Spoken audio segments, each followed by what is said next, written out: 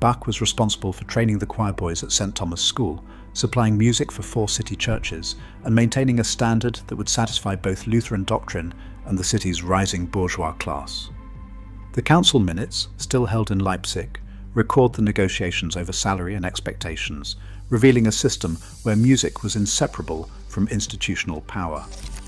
Inside the stone walls of St. Thomas Church, Bach built a sound world rooted in counterpoint, a style where multiple independent musical lines intertwine. This was not mere ornament. Dense voice leading became a symbol of order, discipline, and authority. The architecture of the church itself shaped the music. High vaulted ceilings amplified every strand of melody, turning complex fugues into a sonic tapestry that filled the sacred space. Each Sunday, the congregation heard not just a hymn, but a demonstration of structural mastery, a musical rhetoric that mirrored the city's own sense of hierarchy and control. The manuscript of the Brandenburg Concerto No. 3, now safeguarded in Leipzig, offers a window into this world. In bars 34 to 42 of the first movement, Bach layers a 3-voice ritornello with a fugal subject in the first violin, weaving lines so tightly that the music seems to press forward with unstoppable force. This passage, often cited for its stretto, a technique where entries pile up in quick succession, captures the essence of Bach's architectural thinking. Every voice has weight, every entry is deliberate, and the resulting density feels both inevitable and commanding. Leipzig's records show that these works were not composed in isolation. The city council regulated the repertoire, approving cantatas and concertos that would reinforce civic values. Bach's authority depended on his ability to satisfy these institutional demands while still expressing his own creative vision.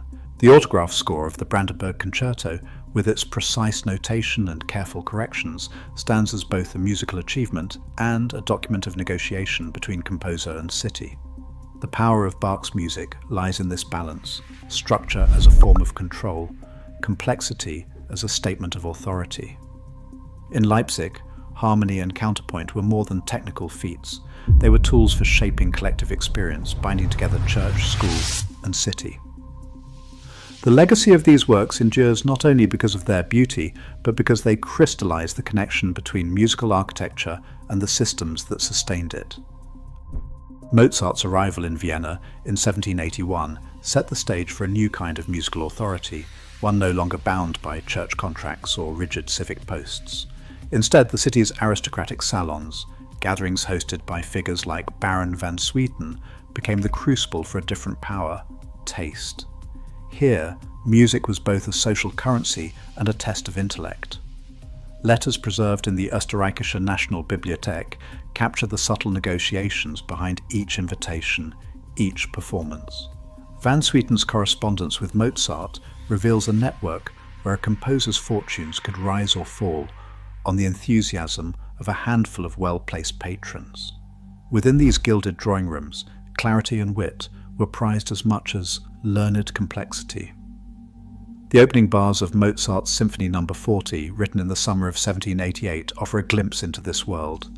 The theme, spun out in G minor, is at once direct and restless, a melody that lingers on the edge of speech, shaped by the salon's demand for immediacy. But beneath its surface, the music is anything but simple. Across the first 20 bars, Mozart threads fragments of the theme through shifting voices, weaving a texture that rewards both casual listening and close study. The Henley edition, scrutinized by generations of scholars, highlights these subtle motivic exchanges. A phrase begun in the violins is answered by the violas, echoed by the woodwinds, then folded back into the strings. This is not the dense counterpoint of Bach, but a more transparent play of voices, lucid, balanced, yet always hinting at deeper currents. The salons functioned as both showcase and crucible. Performances were intimate, often with the composer at the keyboard, and the audience was close enough to catch every nuance and every misstep. Success meant more than applause. It meant entree to further commissions, letters of introduction, and crucially, the protection of powerful hosts. Mozart's letters from this period are filled with references to these negotiations, the need to please a patron's ear, to balance sophistication with charm, to offer something fresh yet familiar. The salons were not just venues, they were engines of taste, shaping what counted as innovation and what was dismissed as excess. The move from church to court, from public ritual to private gathering, changed the very language of music. Mozart's Symphony No. 40 stands as a testament to this shift. Its opening, so famously stormy, is also a model of restraint.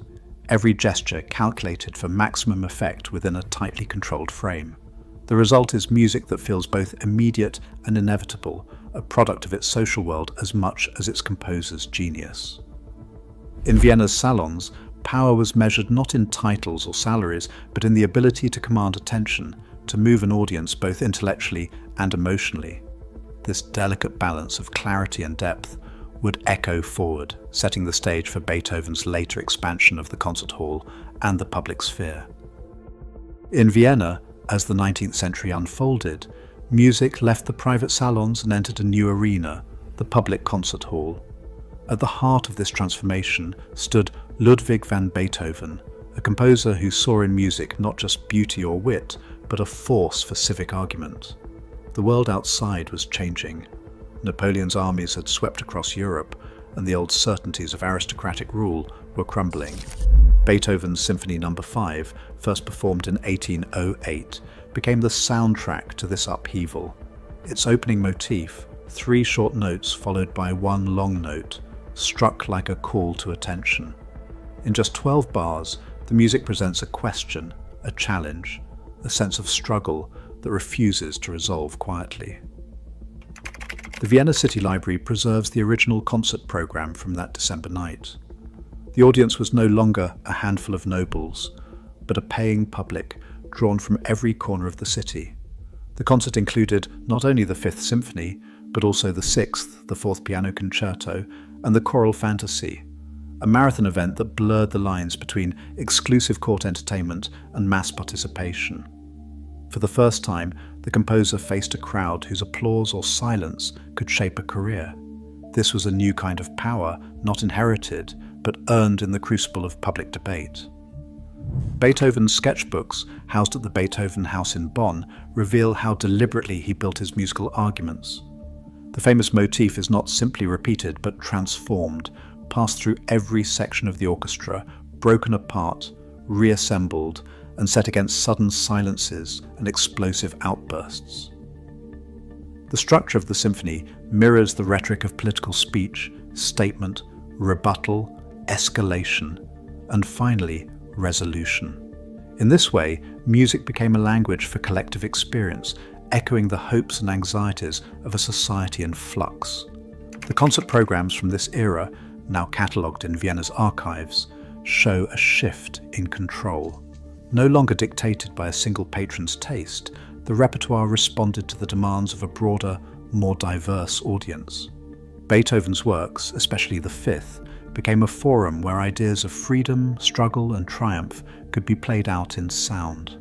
The concert hall itself became a civic space, a place where music argued for new ways of living together.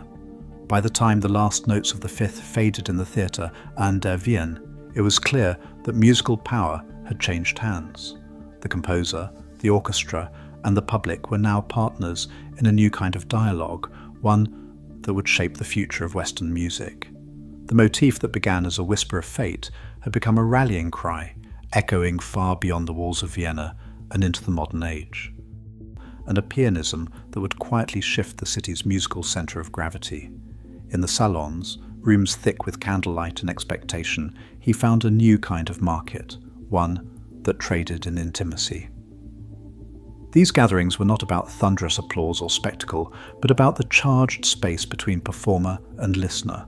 Here, every hesitation, every breath in the music became a form of currency. Letters preserved in the Bibliothèque Nationale de France capture the stakes. Chopin wrote to Titus about evenings at the Salon de la Musique, where émigrés and Parisian aristocrats pressed close to the piano. In March 1832, after his Paris debut, he wrote that there was a silence so deep he could hear his own heartbeat. The Ballade No. 1 in G minor used rubato, those stretches and compressions of time, and it demanded listeners who could catch every flicker of feeling. In these rooms, nuance was not just noticed, it was prized. Diaries from the Polish émigré circles, like the Battery Circle and the Lubé Society, reveal how these performances became both sanctuary and stage. Princess Eliza von Rohan's guest book, Liszt's patrons who offered more than applause, introductions, commissions, access to other salons. The salon was a living network, a microeconomy where each performance could mean a new student, a commission, or a step closer to Parisian influence. Chopin's power came not from volume, but from the tension between vulnerability and control. The ballad's stormy middle section, arpeggios tumbling like a confession, spoke to longing and loss, shared at close range with those who understood.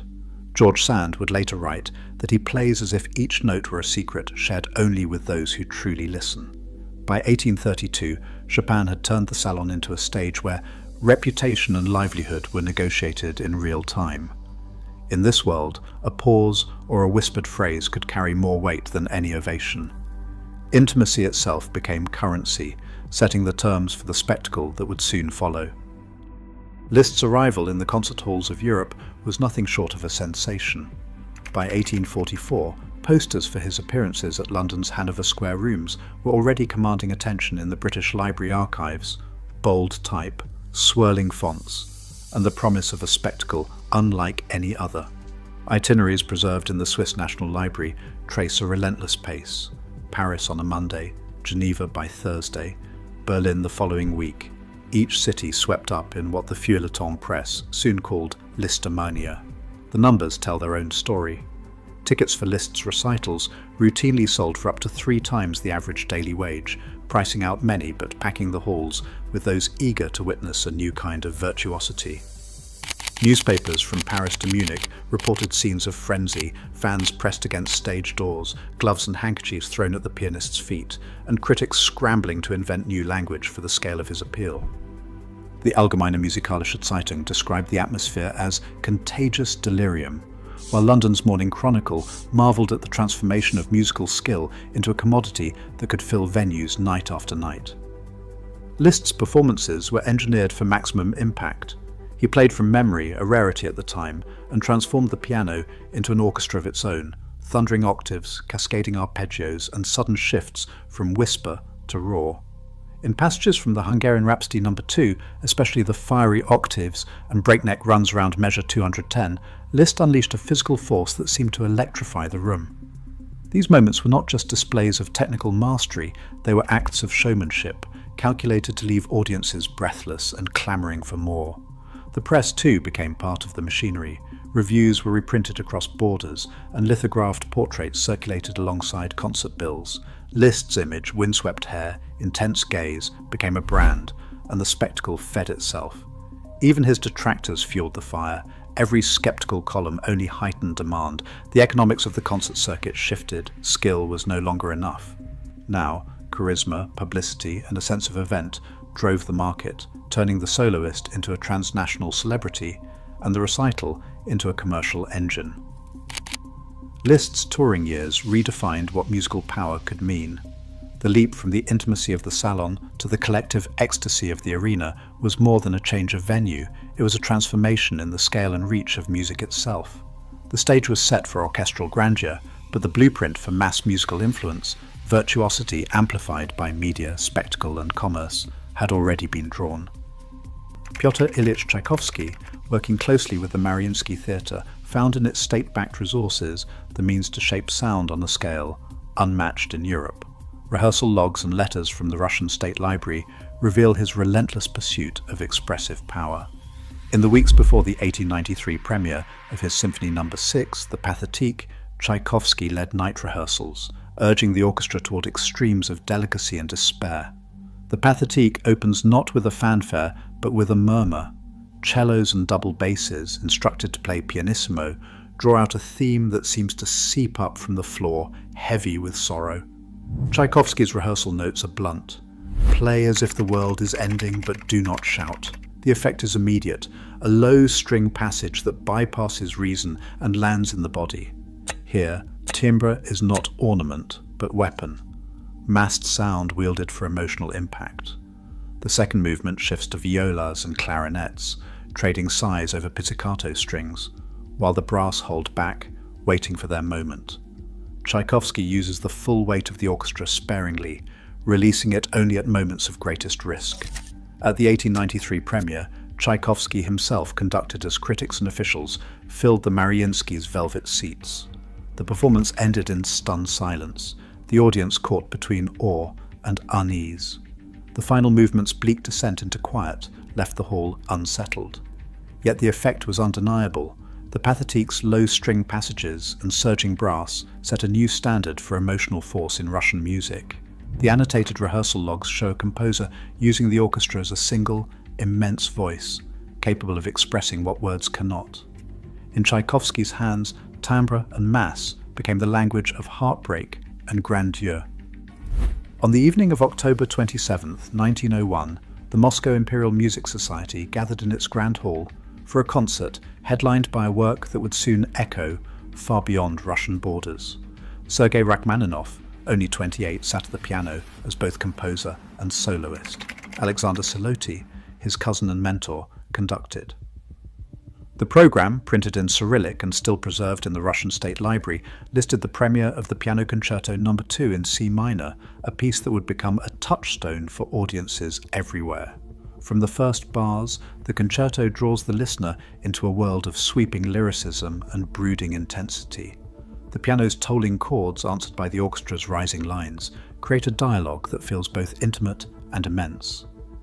In the climactic theme of the second movement, strings and piano trade phrases that seem to gather the whole hall into a single, surging emotion.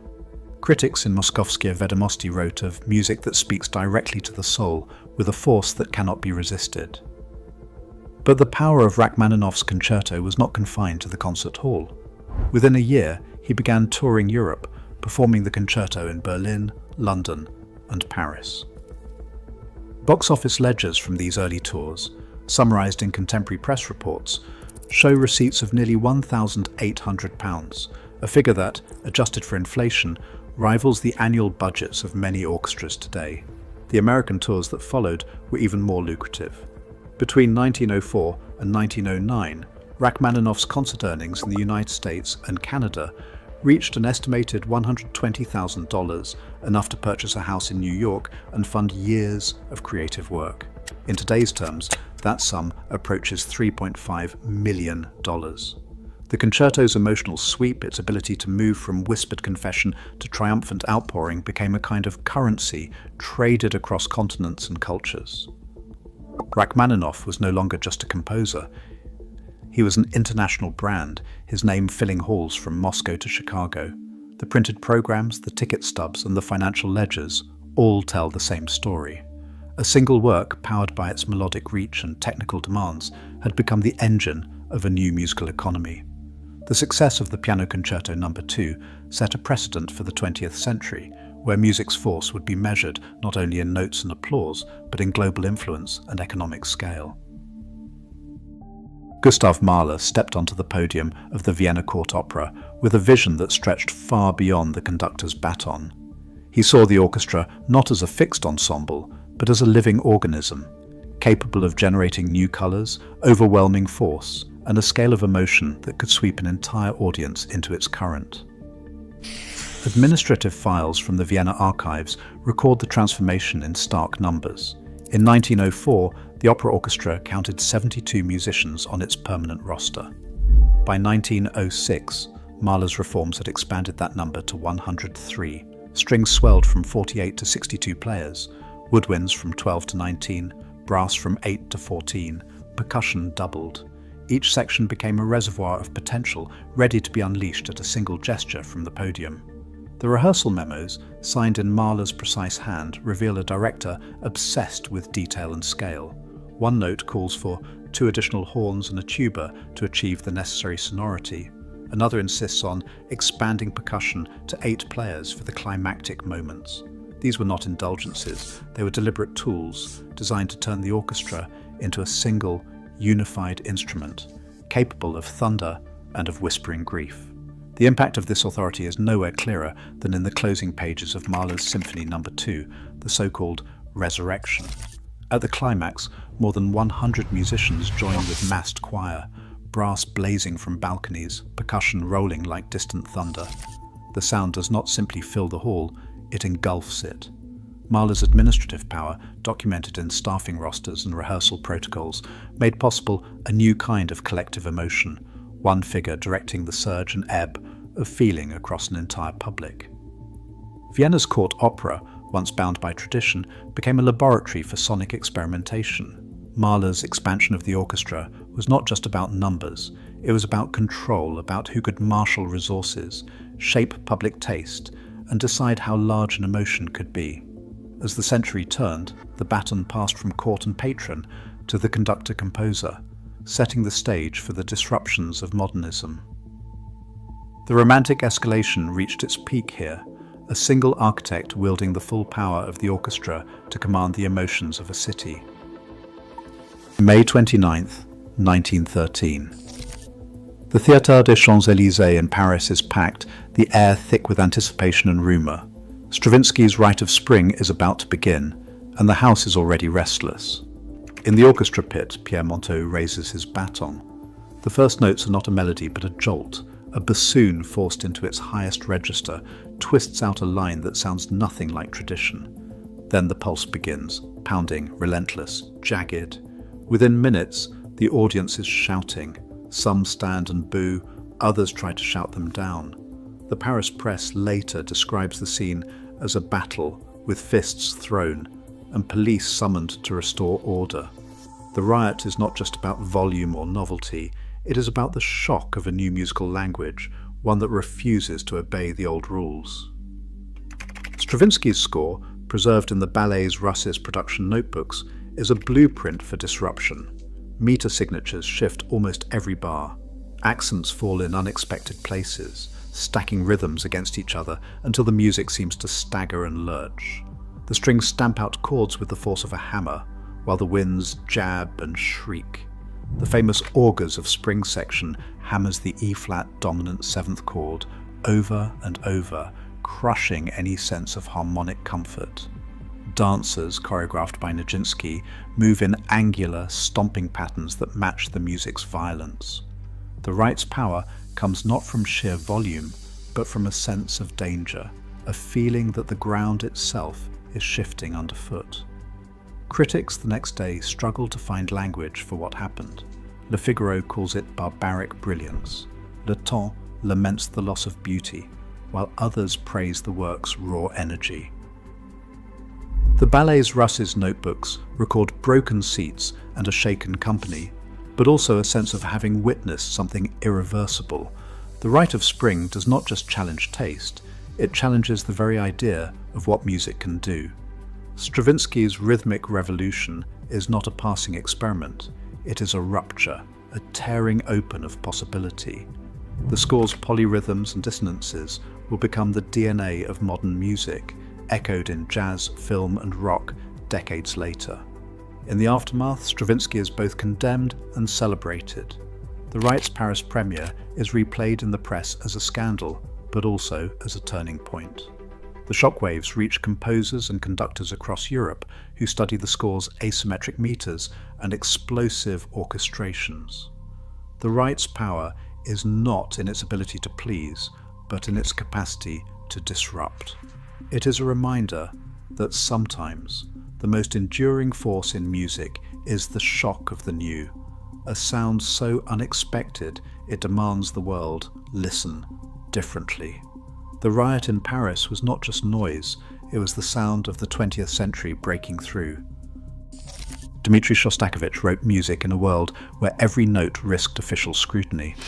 In January 1936, a front-page editorial appeared in Pravda, the Soviet state newspaper, under the headline "Muddle instead of music." The article did not mention Shostakovich by name, but its target was unmistakable, his opera Lady Macbeth of Mtsensk.